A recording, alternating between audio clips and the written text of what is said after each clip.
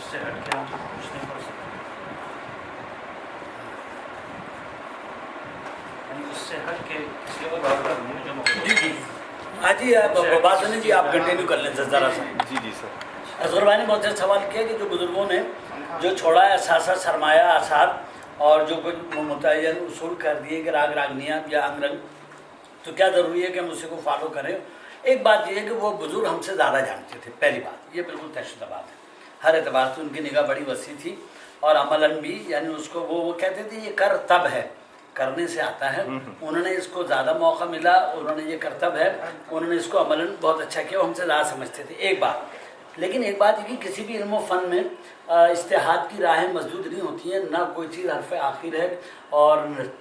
نہ اس کا یہ سمجھ لیں کوئی اختتام یہ ہے، ٹھیک ہے جی۔ تو اس میں تو بالکل آپ عصری تقاضوں سے ہم عام ہوں کہ جہاں سے اچھی جو چیز ملے آپ وہ لیتے رہیں۔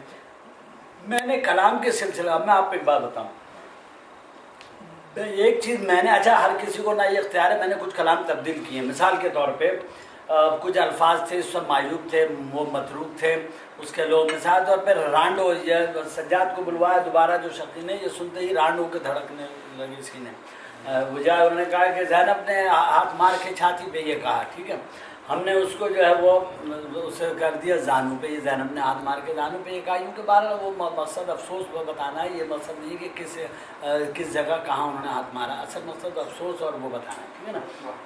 رانڈو کو ہم نے کر دیا سنتے ہی بیگوں کو دھڑکنے لگے سے، یا انہوں نے کہا مرثیے میں کہا کہ غم اکبر میں اسے کیا کہوں کیوں کر دیکھا، سب نے میدان میں زینب کو کھلے سر دیکھا، نہیں جی یہ مقام اسمت کے خلاف ہے، ایسا نہیں ہوا کہ راضی طور پہ امام کی زندگی میں بی بی زینب جو ہیں باہر ننگے ایسے نہیں نکل آئیں کہ سب نے ننگے سر دیکھا، ٹھیک ہے، وہ تو آخری قیامت جلنے تک بھی انہوں نے پوچھا بیمار امام سے کہ کیا حکم باہر نکل جائیں یا جل کے مر جائیں، آپ نے کہا نہیں باہر نکلیے جان بچائیے، ٹھیک ہے، اس اندھیری شب میں بھی جلتے خیمے سے نکلی ہیں، میں نے اس سے کر دیا چشم افلاک نے زینب کو دیکھا، ٹھیک ہے۔ اچھا یہ تصور ہر کوئی نہیں کر سکتا، نہ کسی کی اتنی نگاہ ہے، نہ کسی کو اتنا شعر اور وزن و بیان اور اس کے جو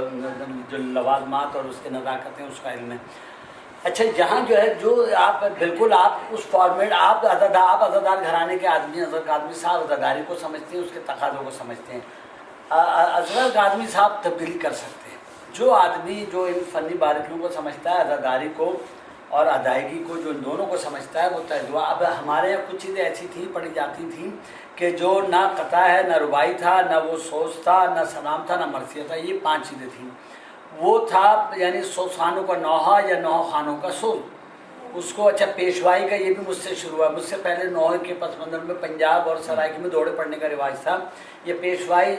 92-3 میں پہلی مرتبہ ساجد جعفری صاحب نے، اس وقت ان کا توتی بولا کرتا تھا ماشاءاللہ، انہوں نے ادرائے محبت رہ گئی دش میں تنہا مجھ سے پڑھوایا، پھر 1-2 بار اور سوز پڑھوائے، اب ماشاءاللہ ان خان صاحبوں نے بھی جنہیں سب استاد و خان صاحب مانتے ہیں، انہوں نے ہمیں اور ہماری سوسانی کو، جیسے میں نے کہا کہ اس نے ریکگنائز کیا ہارورڈ یونیورسٹی نے ایک پرفارمنگ آرٹ کے طور پہ ہماری سوسانی کو، وہ ایک الگ موضوع ہے، تو اسی طرح انہوں نے ریکگنائز کیا، جس کی مجھے بڑی خوشی ہوئی کہ انہوں نے مجھے ریکگنائز کیا، تو وہ ان کی پیشوائی جو ہے وہ ان کے میں نے 9 میں جا کے پڑھی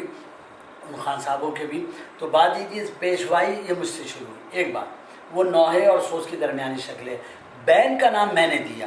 کہیں بانوں میں سیس نواؤں کہاں، اس کے بہت سارے ورژن اور ورڈنگ اس کے ہیں کہ وہ میرا سامی، میرا سیاں، میرا مطلب بہت سارے ہیں، تو میں ہمارے استاد ماشو علی خان وہ واحد حسین خان پڑھتے تھے، مورا سامی تو میں کو بسار گئے ہو، تو میں نے اس میں پھر میں یہ پڑھتا ہوں، تو اب یہ جو ادائیگی اور کلام کے اعتبار سے نہ قطع، رباعی، منقبت، سوز، سلام، نوحہ، مرثیہ کچھ نہیں تھا، پھر میں نے اس کو کیٹیگرائز کر کے ایک الگ نام دیا بین، صبت علیہ کا میں نے ترجمہ خود ہی کیا اور اس کو میں نے مخصوص طریقے پہ پڑھا، ایک میں سوز اور مرثی کی درمیانی چیزیں آج کل پڑھ رہا ہوں، 3 بر 4 بن، سلام کے بعد مرثیے کی جگہ آس لے کر، وہ میں نے اپنے گلے کے مطابق، جو آپ کی اس بات کا جواب ہے، آپ بالکل اس فارمیٹ میں رہتے ہوئے دیکھیے اس کا جو تاثر ہے جو ہے کہ اس میں آپ اس میں رہتے ہوئے یعنی اس فارمیٹ میں، ان حدود میں کہ جو آپ سوچیں آپ ابلاغ کر رہے ہیں، جو کلام ہے وہ پہنچ رہا ہے،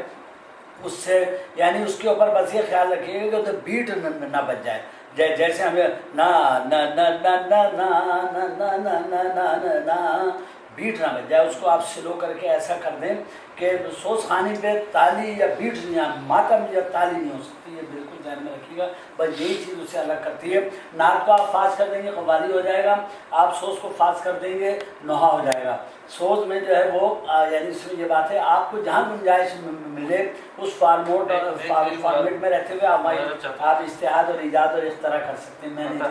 पता कलाम करूँ जी बताइए। सोच पाने की जो बुनियादी ज़रूरियात हैं उनको पेश नज़र रखते हुए उन रागों से हटके जो मखसूस किए गए थे किसी और राग को हम हाँ इस्तेमाल बिल्कुल कर सकते हैं, बिल्कुल करें। मैंने बहुत किए, बहुत सारी जगह से कुछ सुन लिए काम के मैंने। सोचखानी के आधार पे बिल्कुल उसको करें, महसूस रखते हैं। बिल्कुल वो आप कर सकते हैं और मैंने किए, बहुत किए हैं और आप ज़रूर करें और आप कर सकते हैं। आपका एक बार फिर बेहद शुक्रिया मजलिस की वजह से।